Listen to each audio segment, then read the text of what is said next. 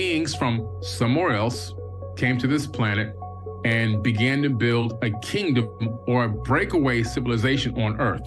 So that clears up the Anunnaki. They're not just one race of people from exactly only one location. These people came from multiple locations. And I'm going to be talking about this in my new TV series that's coming out very soon about the Anunnaki. Another thing is, well, where did they come from? Well, when you look into these ancient texts, tablets, scriptures, cylinder scrolls, and papyruses, you begin to realize they all seem to come from one central location in the sky, and that's the Pleiadian star system.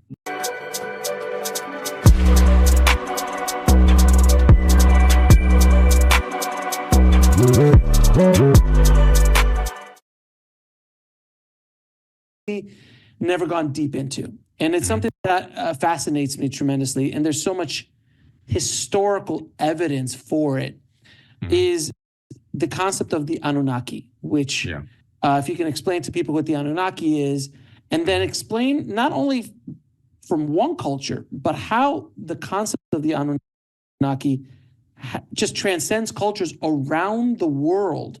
In such a way that it cannot really be ignored. There's something there. What that is, I don't know. So can you explain what the Anunnaki is to people who never heard? Absolutely. And I'm glad you asked this question, because a lot of people get confused about who and what the Anunnaki actually are. They tend to want to give the Anunnaki a specific gender or race in a lot of cases, but it's not. Anunnaki, the term, it's a term, it's not a name. The term Anunnaki is actually a generalized term to describe beings that are not from Earth, right? So if you and I travel to another solar system, or maybe even to Mars, and we met Martians, and they say, hey guys, where are you from? We're not going to say Miami, right? My name is Billy Carson, and I'm a male from Miami, Florida. They're going to be like, who? We're just going to say Earthlings. And so the term Anunnaki, the way it was defined by the Sumerians, it was that it's a generalized term of those who came from heaven to Earth. And that term has made it into many other texts in various alterations. Even in the Bible, it says they call them the Anak, the A-N-A-K, and they're calling these people megalithic giants. They say that these people are so big that we were grasshoppers in their eyesight. That's in the Bible. In ancient Egypt, they call them the Nitiru. They say that the gods who came from heaven to earth, same exact terminology, and turned mud into a kingdom. Now, when you look deeper into where these people came from, you start to go through a lot of various different texts, and you begin to realize it's not just one group of people that came from one planet. It appears to be a group of people that came from multiple planets, even multiple solar systems, according to the ancient text, not according to Billy Carson. So you dig deeper into this, you start looking at the Enuma Elish and the 7 tablets of creation from the Sumerian tales, the Epic of Gilgamesh, the Epic of Atrahasis, and then the myth of Adapa, and that's also Sumerian. But then you move into some of the other texts, like the Indian texts, like the Mahabharata, the Indian Vedas, the Bhagavad Gita, and some of these other texts, you begin to realize, whoa, the stories are also linking up. And the thing between all these different stories, Egyptian Book of the Dead and the North American indigenous tribes of the Americas, even their historical information and the Aboriginals' historical information all point to the same thing. Beings from somewhere else came to this planet and began to build a kingdom or a breakaway civilization on Earth. So that clears up the Anunnaki. They're not just one race of people from exactly only one location. These people came from multiple locations. And I'm going to be talking about this in my new TV series that's coming out very soon about the Anunnaki. Another thing is, well, where did they come from? Well, when you look into these ancient texts, tablets, scriptures, cylinder scrolls, and papyruses, you begin to realize they all seem to come from one central location in the sky, and that's the Pleiadian star system.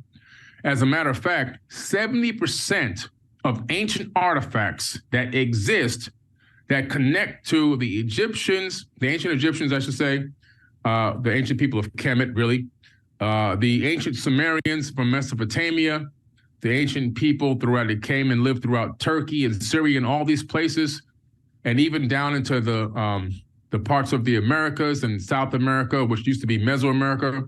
most of them have a depiction of the Pleiadian star system etched into the actual stone or scripture or writing or artwork or whatever's been left behind. And then you look at the Aboriginals, their verbal handed down history for thousands of years. I went for a walkabout in Australia about maybe 4 years ago, documented, it's online. They say that they were seeded on this planet by the Pleiadians. And then they showed me Pleiadian hieroglyphs, which I took a lot of documentation of out there in the wilderness on the walkabout. And these glyphs have never been deciphered by anybody on Earth as to date. And we know that because of the patina inside the glyphs, you can date the age of when they approximately were carved, comes out to be about 5,000 years. There is something to this story about these beings coming from another place to this planet, and all these cultures say that there was an ancient galactic war. There was a war in a part of the sky way above what they call the heavens. And in this area, which I believe is the Pleiades, based on circumstantial evidence, there were so many wars going on, people spread out and left that region of the sky and went to other star systems like Orion, Aldebaran, Sirius, A, B, and C, and various other star systems to create what we call breakaway civilizations in modern terms. Earth was one of these breakaway civilizations, in my personal opinion, where these Anunnaki, these were really just advanced beings, another form of a Homo sapien just like us. We look like them and they look like us. The only distinguishing features were the fact that they had larger skulls, bigger bones, bigger bodies, according to the accounts of the ancient texts. And so that's what they are. They're actually a multiracial, multi-species hominid, bilateral bipedal hominid that hail originally, in my opinion, from the Pleiadian. And due to that war breaking out there, they had something in there called the Brahmahanda weapon, which can destroy any man on 3 worlds. So we're talking about, the Death Star, planets blowing up, moons blowing up. Imagine what would happen if somebody came and blew up Mars, all that debris floating around our solar system.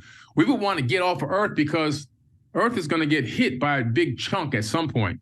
And so now imagine if we had the capability or the technology, some of us, not all of us, unfortunately, to get into a ship and take off and leave and go somewhere else.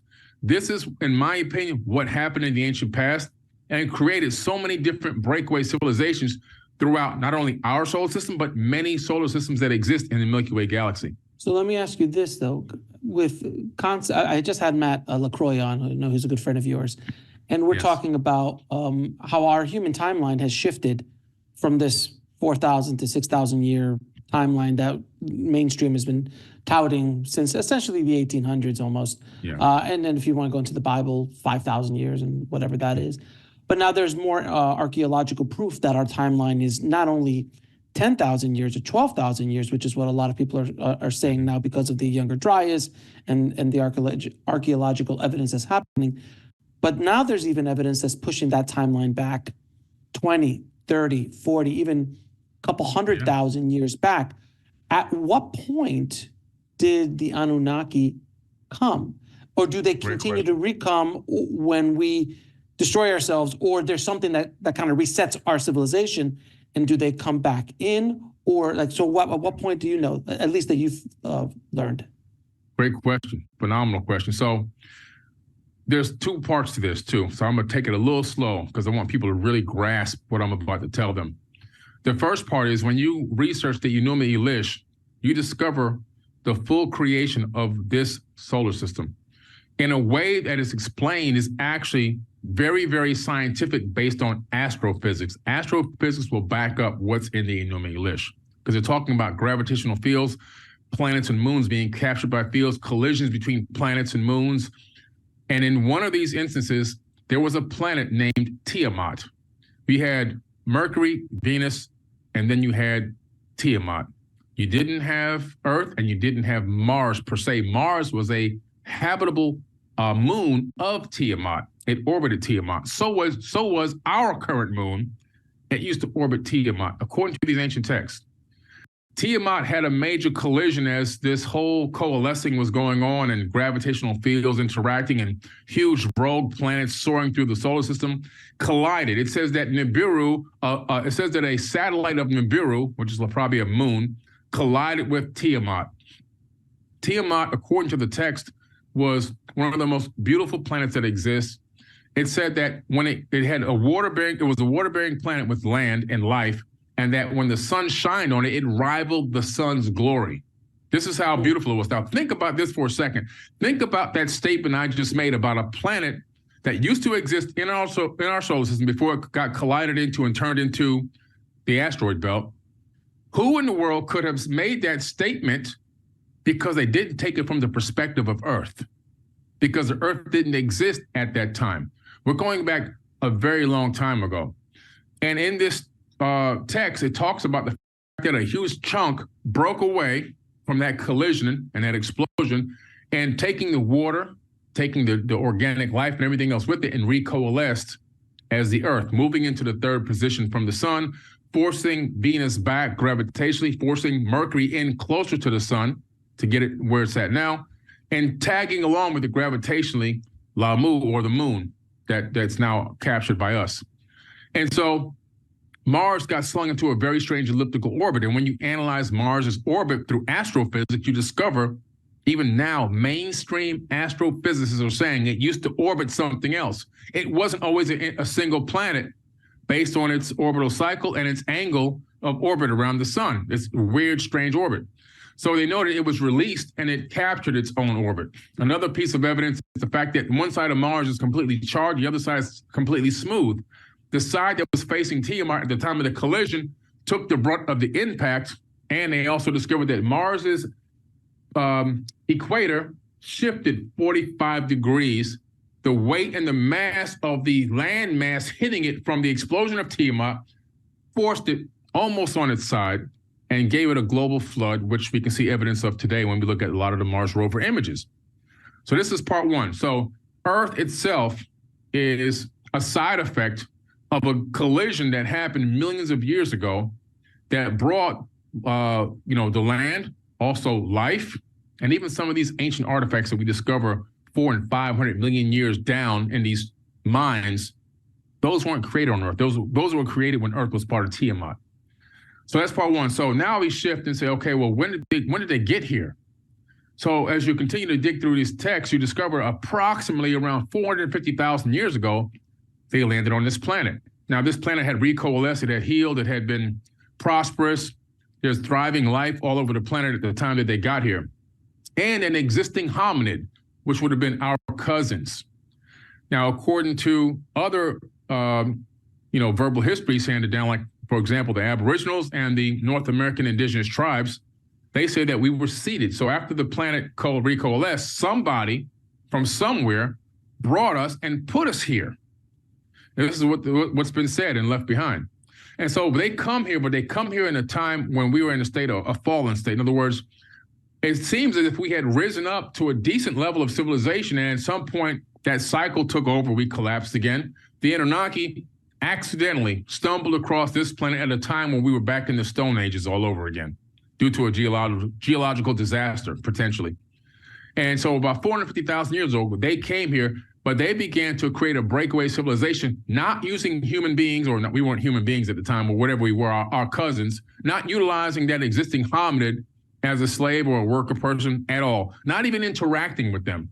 It doesn't happen until approximately 200,000 years ago in the Epic of Atrahasis, where the story picks up that the Igigi, which were the working class Anunnaki, got tired of laboring on Mars and on Earth, doing a lot of the work almost as if they were being enslaved. And they decided to come together and have a coup against the gods of Earth, which would have been Anu, Enki, and Enlil. And so they encircled their campus in Africa, in South Africa, actually, at a place called Adam's Calendar, which has been discovered to be one of the oldest gold mines on Earth that date back to when? 200,000 years ago. So they go to Adam's Calendar, they go to this campus that they're living in, they encircle it, and they get ready to go to war against them. And so Enki has an idea to try to stop this war. He said, listen, I have an idea. There's an existing being on this planet. We can add our essence to it, and we can get it to do the work for us. In another tablet, it kind of talks about, they even debated on fashioning beings, making people, in other words, cyborgs or robots or whatever. But in some other conversation, which a little bit of the stone is missing, it continues to kind of say, well, we tried this on our home planet and it was forbidden because it was like they can then take over. They can outnumber us and take over. We have no control. So they probably came into a situation with AI a long time ago. So they decided to take us, genetically modify us, disconnect some of our DNA, make it into quote unquote junk DNA, shrink our pineal glands, do some genetic modification and tinkering with the worship gene that we know for a fact has been added into the genome, and so forth, splice gene number 2, put telomere caps on them, and make us into the worker beings for them. An agreement was made, and that's exactly what they did. And so they began to utilize us to do the work for them. And so in this particular situation, that thwarted the war at that time, but the war ended up happening anyway, many tens of thousands of years later.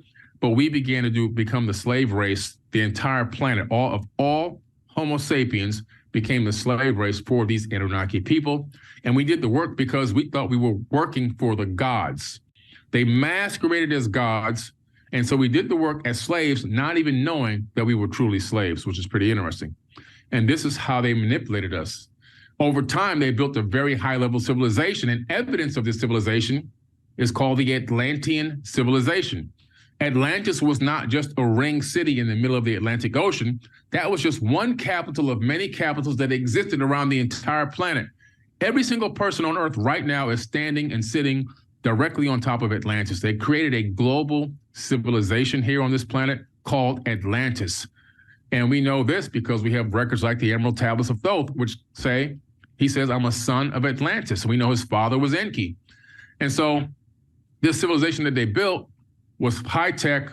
And after a massive catastrophe happened and created a great flood, it destroyed a lot of the stuff and structures. But after some time, they began to rebuild civilization again.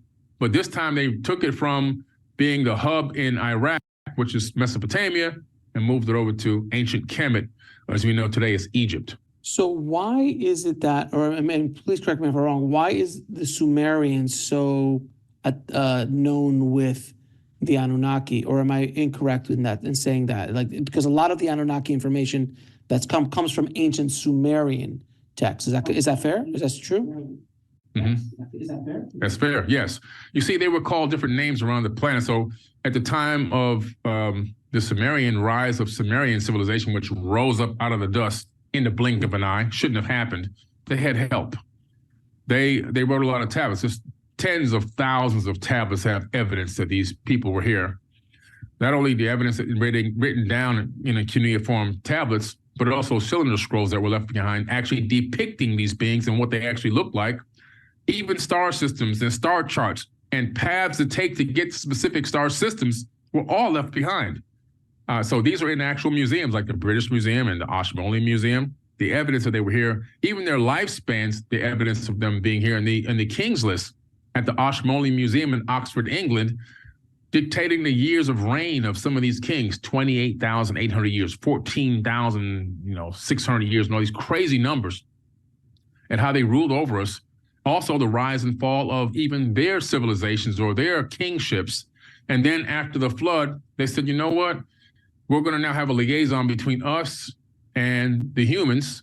So we'll create kings or pharaohs or whatever they call it in those particular regions. And in the case of ancient Kemet, for example, they would create a king, much later became called a pharaoh. That person would have to be half human, half Anunnaki, and that would be the bloodline liaison between them communicating with the masses. And so that was the next path that they took. Now, in Egypt, they call them the Natiru. That's what they call them in ancient Kemet. That's the name that kind of stuck. The Netters also became a slightly newer version, still ancient, but still newer, the Netters. And the Netters are depicted as, all the ancient Egyptian gods, people that supposedly, according to them, are not from Earth. It's the same theme that happens over and over again. Even Yeshua, aka Jesus, I am not from Earth. He says it in the Bible many times. Everywhere you look, it's always people who are not from here. And so, but the evidence that they were here is left all around, because when you look at the Emerald Tablets, Thoth is told by his father to go to the land of Kem and rebuild the civilization. In other words, they knew it was at a high level because they said they're going to rebuild it. But once they rebuilt the land of Kem, he told the crew that went there with him, He said, now you spread out around the world and duplicate what we did here. So they then went to every major continent and duplicated and rebuilt civilization all over the globe, utilizing the same blueprint, the same technology, the same education, the same teaching system to people. And they went around the planet and duplicated what they did there. This is why no matter where you go on the planet, you'll see the same building techniques. Peru, China, Russia, Egypt. It doesn't matter where you go. You're going to see these same megalithic blocks built in the same way, interlocking technique. Cambodia, where I just came from. You're going to find pyramids every single place on the planet. Why? Because they had one blueprint, one master architect. The only thing you'll find slightly different is the motif or the artistic design slightly, but overall, you'll find the same exact thing no matter where you go on the planet. Because these people affected and interacted and engaged human beings around the entire globe and put them to work all around the globe to build, in this case, to rebuild their civilization. We're talking about a very, very long time ago, because the Emerald Tablets are approximately 36 to 38,000 years old. And then Thoth ruled over the land of Kem, according to the ancient Egyptians, for 16,000 years by himself, one man. So we know that, man, this story goes way further back than 5, 6, 7,000 years. We're talking about hundreds of thousands of years. And if you want genetic evidence, just look at Homo sapiens sapien, us. We know that about 200,000 years ago, according to geneticists, we were genetically modified. Chromosome number 2 was taken out, fused together, and telomere caps were put on each end. And we know this is a fact, and it shortened our lifespans to about 120 years max. This was discovered by scientists at Harvard University. But the Sumerian tablets also say this happened, this change happened around 200,000 years ago. So we know that the tablets are aligning with modern genetics. So you have to almost open your eye and say, man, this can't be a coincidence, you know? So Billy, throughout history, we've seen that, especially like in the Bhagavad Gita, a lot of these gods that they worshipped and spoke about had different color skin. Yeah. The elongated skulls that have been found around the world. There's these kind of little breadcrumbs to the Anunnaki that are kind of undeniable. Are there other historical or ancient gods that could be equated to the Anunnaki? And besides, I mean, obviously blue-skinned giants in the Bhagavad Gita is very easy, is a pretty straight line. But are there other historical or ancient figures that we can connect to them? Yeah, absolutely. So their names have been changed over time. So over the eons, or names keep getting changed, but a lot of the times it's the same people. And you hit it on the head. Something, I'm glad you brought this up. So some of the gods of the Indian texts, you know, they're blue, not because they were saying it was a metaphor or that it was a coincidence. So no, these were blue people. Their skin had a bluish haze to it or a bluish tint to it. And these were part of the Anunnaki people. Again, proving that it wasn't just one specific race of people. Some of these people were black or dark-skinned, right? They even call them some black-faced in the Sumerian tablets. Some of these beings were Anunnaki, but they had African features, but they were fair-skinned with blonde hair and blue eyes. So it's almost like a person that maybe is like a mulatto or has that, as an albino, or maybe that's where the gene comes from. Who knows? And then you had people that were also resembled Caucasians and that were giants with red hair, right? So you see these accounts, and then you had, of course, you have the red man, which is coming out of the indigenous stories from the Lakota, the Hopi, and all these other tribes out of the Americas, these giants. And no matter where you go, you find the same story. You find a particular type of a being ruling over people that kind of resemble them. Now, this is interesting. I started looking into this, and I said, could race be a result of a particular gene from the people that ruled over a region of us on the planet? And here's what I found out. Scientists, geneticists discovered that there's a 2% variance in genes between races. In other words, what makes me a person that's dark-skinned with more melanin in my skin than you, who's more fair skinned with slightly less melanin in your skin, is not because my ancestors, were in the Sahara Desert, working in the desert underneath the hot sun all day. Mm-hmm. And that's what they teach you in school. The reason why my skin is this way is because I'm genetically branded, and so are you. You're genetically branded. And so are the indigenous peoples of all the other continents on the planet. We're genetically branded by why? The person who ruled over us gave us a brand, just like they brand a cow. Say, oh, that's Farmer Jim's cow. Don't touch them. You see the brand right there? Well, when these people spread out around the planet to rule over different regions of the planet, they genetically branded the people they ruled over to resemble them. And that's why Asians look different, and Caucasians and Africans and the red man, indigenous tribes of the Americas and the Aboriginals all look different, but all are still Homo sapiens. It's because there's a genetic branding. They said that a 2% variance would take multi-millions of years to happen in natural evolution, and yet it only happened in 200,000 years. So it tells us something interesting, that this is an artificial mutation that was done on purpose to create a specific group or specific races or groups of people that resembled, let us make man in our image, if you know what I mean. Mm-hmm. That sounds familiar, sir. That sounds that sounds familiar. So you've used this word a few times in this conversation. It was something I actually was going to talk to you about, giants. Mm-hmm. Now, this idea of creatures that were bigger than us, as far as our standard, a big man is, Shaq is what, 7'1", 7'2", something like that. That's at the top of the spectrum. There are, I think, somebody bigger than him, but generally speaking, that continue to live, that's the top of the height level, generally speaking. Mm-hmm. But there's also in the ancient text talks about giants who were twice that size, 3 times the size. And as you mentioned earlier, the Anunnaki might have been much larger than we were. And for most of history, that is considered more mythology, and they don't really take it seriously because they can't see it through any other lens besides the lens that they have of their point of view. So what does the ancient scriptures talk about, and the ancient texts talk about giants? Is this true? Is it not true? Where did they come from? What is it?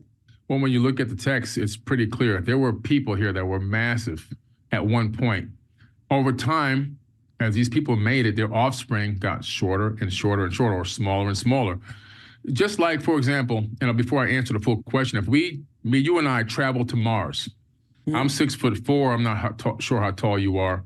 But if we traveled to Mars and, we stayed there for some time, first of all, when we landed on Mars, we would be superhumans. I would be able to pick up a boulder and throw it. You'd be able to pick up a boulder and fling it across the room. We'd be able to jump and dunk on a 20-foot basketball hoop, right? Sure. Because we're under Earth's gravity. We were born in Earth's gravity, and now we're going to a planet with less gravity than Earth. Now, let's say we made it there, and we had created the first generation of Martians. The first generation will be almost as strong as us, but not quite as strong, because their gestation period for the 9 months went through the cycle of Mars gravity. And then they still got the DNA, they still got the genes, but because of the gravity, it's going to affect the muscle fibers. The muscle fibers are going to become less compact and more elongated. And then by the second generation after that, third generation, those people will be extremely weak and completely used to Mars gravity, maybe even very small. If you bring them to Earth, they would probably be crushed by Earth's gravity without some type of a special exterior steel cage, okay? So now you look into these Anunnaki beings coming here from what appear to be in the text, much larger planets in some cases. Planets, according to some of the texts, 4 to 5 times, even 6 times larger than Earth. So think about that for a minute. Wait a minute, 4 to 5, maybe even 6 times larger than Earth. To back it up, astrophysicists have hypothesized, based on the movement of the planets in our solar system and places that they are and things that have happened to, like Uranus being tilted on the side, that a planet gravitationally got thrown through our solar system millions of years ago, maybe, that was 4 to 6 times the size of Earth, larger than Earth. So you come from a planet maybe that big. Tiamat was approximately that big as well. and you come to Earth, now you are a superhuman. You're massive. You're stronger. Picking up giant stones and blocks and knocking over trees and everything else is a piece of cake because this stuff weighs nothing to you. It's basic standard physics. It's not even magic. And then you have accounts of people witnessing them, human beings, our hominids, our cousins witnessing them saying, hey, these people were here. They were massive. We were grasshoppers in their eyesight. They were 10 Ls and all these crazy terminologies they were used to describe the height and the size of these massive beings. In the walls throughout Egypt, you can see hieroglyphs of some of these people, massive people, and then you can see the human beings working and serving them down by the kneecap in some cases. In Samaria, you can find, now at modern-day Iraq, we found a lot of the tablets and the scriptures and the cylinder scrolls, also depicting these people being so large that most of the humans were by the kneecap or slightly up to the waistline. And then over time, as you get closer to the new, the modern age or the what you would call the dynastic era, for example, in Egypt and so forth, you see that the people, these gods, become smaller and smaller until they're almost normalized. Why? Because as the generations move forward and the bloodline moves forward, based on Earth's gravity, based on Earth's elements here, the oxygen levels, the sunlight, the carbon monoxide levels, and also in some way they made themselves they gave themselves the ability to mate with us and create offspring. And so now they're getting some of that genetics as well. So that combination or that mixture began to create smaller and smaller people over time. And so then until the point where it was almost indistinguishable from a normal person. Initially, they had these huge elongated skulls, huge jawbones, which have been discovered all over the world, like the Paracas skulls. Some of them only have one parietal plate. Human beings have two parietal plates. You can't explain away a parietal plate missing, okay? Things like that. The descriptions of them all over the world vary, but a lot of it went into quote-unquote mythology. But in reality, I really believe that these were massive beings that existed. And there were two types of giants. One type of giant was ones who came here in the original pantheon of gods, the Sumerian pantheon, long before the Greek pantheon existed. Now, their names have changed throughout the ages and throughout time. So you see Enki, all of a sudden he's Poseidon, he's got all these different names. Thoth he's Thoth in ancient Egypt, but he's also known as Tahuti and Jehuti in Africa and other parts of Africa. He's known as Mercury in Greece. He's also Odin.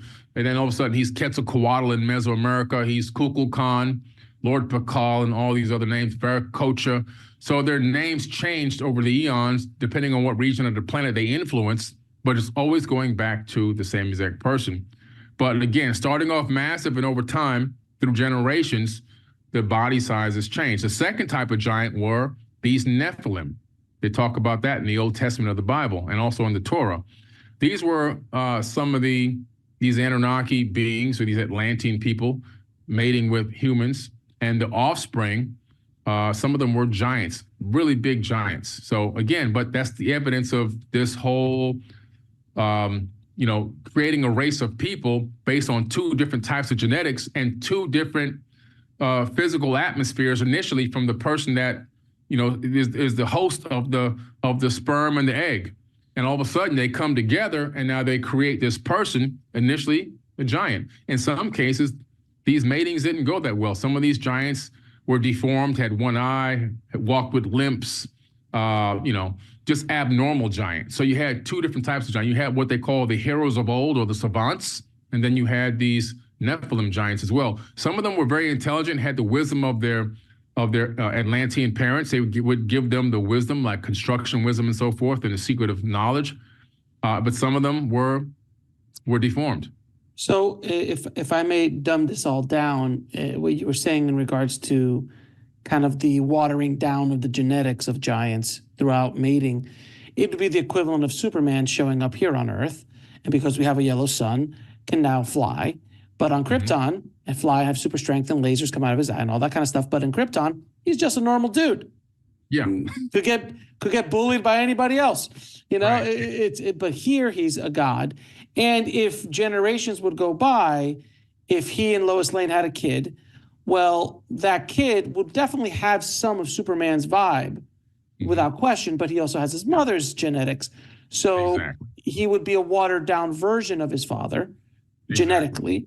And then that kid grows up, has maybe, and since there is no other god that he can mate with, he mates with another human, and again, watered down to the point where maybe 3, 4, 5 generations down, he has a little bit of superhuman strength. Maybe he can jump really high instead of fly. There's a few little, and as generations go by, it gets wiped away. So watered down that it's something so subtle that doesn't even make sense. Exactly. Every now and then you have a rare occurrence of somebody that has a remnant of the gene that maybe they can run really fast, or maybe they have great eyesight, but nothing that like hits the radar like, oh, this is a super being. No, just somebody with, some special skill. Now, when you were saying that the different Anunnaki went around the world, and that's why we see pyramids, because that was always a question of mine, like, why the pyramids in Egypt? We got pyramids in Mesoamerica. We got pyramids in Japan. We got pyramids in China. We got pyramids everywhere. These cultures should have never spoken, specifically the ones in Mesoamerica. Like, there's no physical way, even if they tried to cross over from Russia, there was that short-faced bear that was not letting anybody show up for a few thousand years. That's one of the reasons why we never crossed over. I always wondered about that. So is that why in, like, let's say Mesoamerica, it's pyramids, but they're not Egyptian pyramids? And in Cambodia, they're pyramids, but they're not Egyptian pyramids. In Japan and in China and every place else, they're just a slight bit off from the, if we call it the perfect pyramid, let's say the Great Pyramid was a perfect pyramid, but in Mesoamerica, they weren't like that, but still extremely impressive to look at. Is that true? Oh, absolutely. No doubt. Not only did they share this knowledge and this blueprint, they spread it around the planet. The evidence is, for example, at Giza in Egypt, right, you have the 3 main pyramids everyone kind of really knows of. They're aligned with the Orion star system, not now, but on a particular precessionary period, they align with Orion. But then you look at the 3 pyramids at Teotihuacan in Mexico, which used to be Mesoamerica. Well, they're also aligned with the Orion star system at a particular precession. Not only that, here goes the evidence that they're linked. The base of the Great Pyramid at Giza and the base of the Pyramid of the Sun in Teotihuacan, Mexico, are the same. The Great Pyramid height and the Teotihuacan pyramid height are exactly split by 50%. So the Teotihuacan pyramid is exactly 50% the height of the Great Pyramid at Giza. And so we say, wait a minute, what's going on? They're both built on top of aquifers, even though the aquifer in Giza is dried out now because the Nile has withered away and moved a different direction. But it was there, and we know that the aquifer was there because the aquifer tubes are still underneath the Great Pyramid. I've actually been inside of them. And then you see the Teotihuacan pyramid built on top of an aquifer. Both of them probably had the same purpose. At least one of the purposes was similar, which was power generation, wireless power generation. And so you look at the pyramids in China. Well, there's 3 famous pyramids in China that also align with Orion and are put in the same exact position and are built on top of an aquifer. So how in the world can you have this? Then all of a sudden you take the USGS.gov geological survey map of the Earth's magnetic field, and right out of these pyramid sites around the planet, up whips out a gigantic magnetic field. How in the world do you have that kind of coincidence? So in America, with enough circumstantial evidence, you could put somebody in jail. If there's enough, all you need is circumstance. So we're saying there's enough circumstantial evidence to prove the case that these 3 pyramid sites, just those 3 alone, and there's many more I can say, are linked by one blueprint, by one level of knowledge, by one understanding, and built in different parts of the world that should not be able to communicate, contact, and they sure as hell didn't use chicken bones and copper chisels to build them like mainstream says. All 3 of those pyramid sites are built in various different ways, but the technique and the understanding of how to get them to accomplish whatever the goal was and the alignment with the stars is all the same. Well, when I was at Chichen Itza, I did see some chicken bones. I'm just throwing it out there. I saw some. I'm not sure if they were built with them, but I did see some chicken bones. No, I mean, it's different. We're talking about this from a intellectual point of view, but when you are standing in front of these of these structures, and you see not only the perfection in their design, but I always say this because I still think it's insane. The clapping thing in Chichen Itza, when you clap and it reverberates back to you, the amount of engineering that it takes to do something like that in today's world would be difficult, and would be using computers and engineers at a very high level to recreate something like that in stone, no less. Oh, yeah. Be very hard. See, what people don't have to consider is this.